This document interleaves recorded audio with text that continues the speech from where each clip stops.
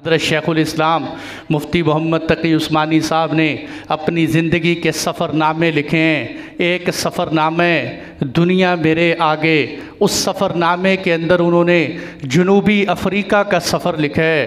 कहने लगे कि जब जनूबी अफ़रीका के अंदर इस्लाम कैसे दाखिल हुआ, मुसलमान जनूबी अफ़रीका में कैसे आए, कितनी मुशक्क़तें बर्दाश्त की, ये मैं एक वाक़या सुना रहा हूँ आपको। इससे पता चलेगा कि हमारे असलाफ़ ने दीन को दुनिया में फैलाने के लिए कितनी क़ुरबानियाँ उठाई हैं, कितनी मुशक्क़तें उठाई हैं। फरमाते हैं 17वीं सदी ईसवी के अंदर, 17वीं सदी ईसवी के अंदर हॉलैंड की एक कौम थी जिसको डच कौम कहा जाता था। इस डच कौम ने सबसे पहले जनूबी अफ़रीका पर कब्ज़ा किया और जनूबी अफ़रीका पर कब्ज़ा करने के बाद वहाँ करीब करीब के जज़ीरे जो थे जिनमें मुसलमान रहते थे, उन जज़ीरों पर कब्ज़ा किया।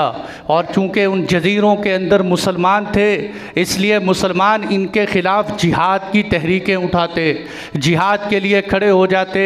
उन लोगों ने सोचा कि इनको क्या करें, उन्होंने मुसलमानों को ग़ुलाम बनाना शुरू कर दिया।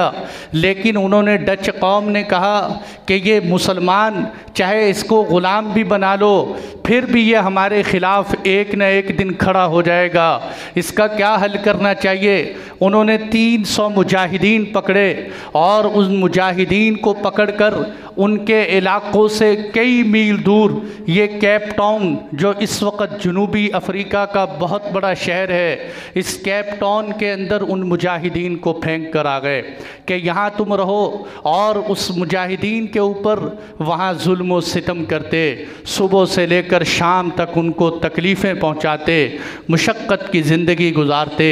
और उनको पता था कि ये मुसलमानों के अंदर ईमान की शम्अ है जो इनको हमारे ख़िलाफ़ खड़ा करती है। उन्होंने सोचा कि कोई ऐसा हल करें कि आज के बाद मुसलमान, इनके अंदर की ईमान की शम्अ बुझ जाए। अगर मुसलमानों की ईमान की शम्अ बुझ गई तो कभी हमारे ख़िलाफ़ खड़े नहीं होंगे। उन्होंने नमाज़ों पर पाबंदी लगा दी। नमाज तो बड़ी दूर की बात है, किसी मुसलमान को कलिमा पढ़ने की इजाज़त नहीं थी। और अगर कोई बेचारा नमाज़ पढ़ता हुआ पकड़ा जाता तो उसको सख्त से सख्त सज़ाएँ दी जाती। और उन्होंने ये नीयत की कि इन मुजाहिदीन को और इनकी नस्लों को हम ईमान से महरूम कर देंगे। लेकिन अल्लाह की शान देखिए, वो जुल्म व सितम सहते हुए मुसलमान, वो मक़हूर और मग़लूब मुसलमान, वो जुल्म सहते रहे, तकलीफ़ें बर्दाश्त करते रहे, लेकिन उनकी ईमान की शम्अ बुझने की बजाय जलती रही और उनका ईमान तरक्की करता रहा।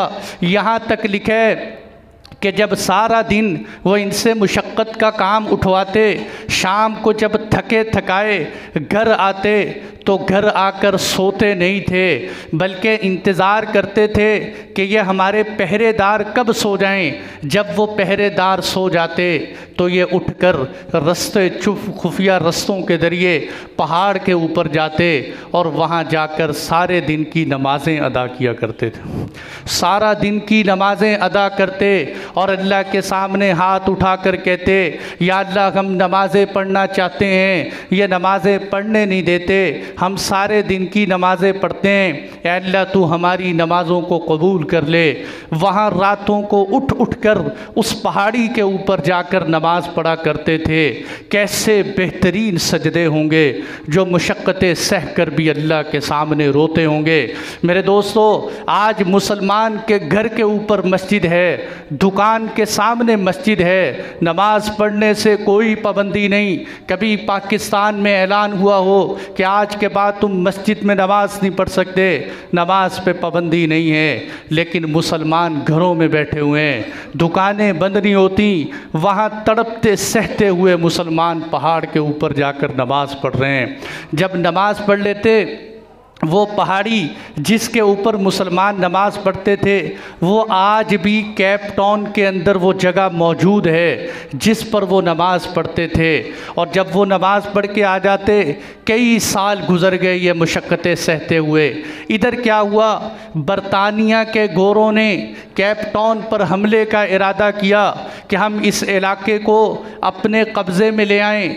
इधर डच कौम को पता चला कि बरतानिया का गोरा हम पर हमला करने के लिए आ रहा है, तवज्जो की ज़रूरत है कि हमारे ऊपर हमला हो रहा है। इन्होंने कहा अब इनका मुकाबला कौन कर सकता है, इसके मुकाबले के लिए तो वो चाहिए जो जान हथेली पे रखते हों, और ये सिर्फ मुसलमान हो सकते हैं। वो कौम जो उन मुसलमानों पर जुल्म करती थी, उन्होंने मुसलमानों से कहा कि देखो हमने तुम पर जुल्म तो बहुत किए हैं, लेकिन अब तुम्हारा भी मसला है, हमारा भी मसला है, तुम हमारे साथ मिलकर इस अंग्रेज़ को शिकस्त दे दो।